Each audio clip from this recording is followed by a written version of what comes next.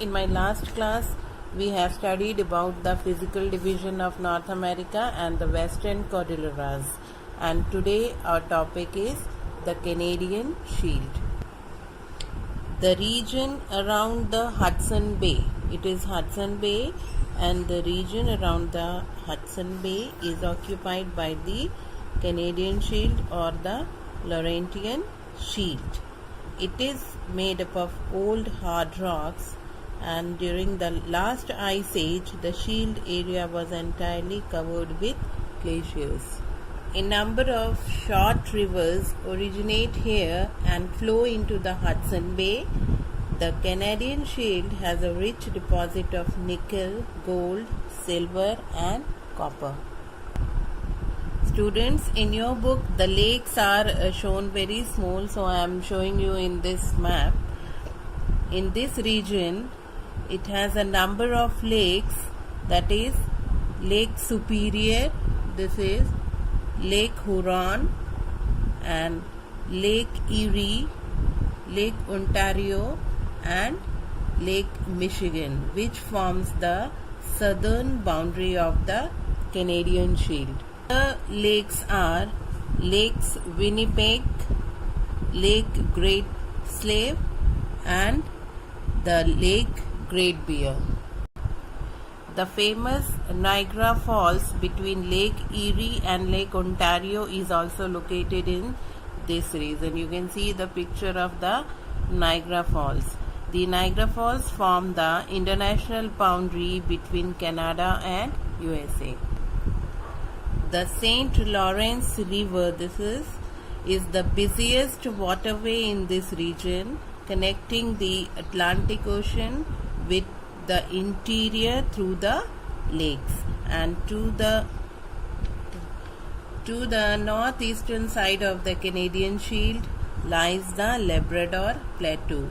The northern part of the shield remains covered with ice for a major part of the year. Our next topic is, student, the Appalachian Mountains. The other name for the Appalachian Mountain is, here it is Appalachian Mountain, it is Eastern Highlands. They run parallel to the eastern coast and are old fold mountains, and the average height is about 1500 meters. And to the east of the Appalachian lies the Piedmont Plateau here, and it is a low plateau region with steep sides towards the Atlantic Ocean. And the Appalachian Mountains have rich deposits of coal, copper, lead, iron ore, zinc, granite, etc. And the slopes are also covered by extensive forests. Our next topic, students, is the Central Lowlands.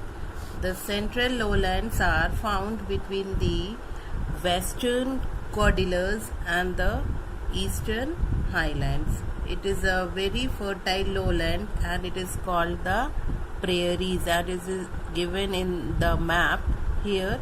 This is prairies, and the plain rise to a height of about 1500 meters to the west.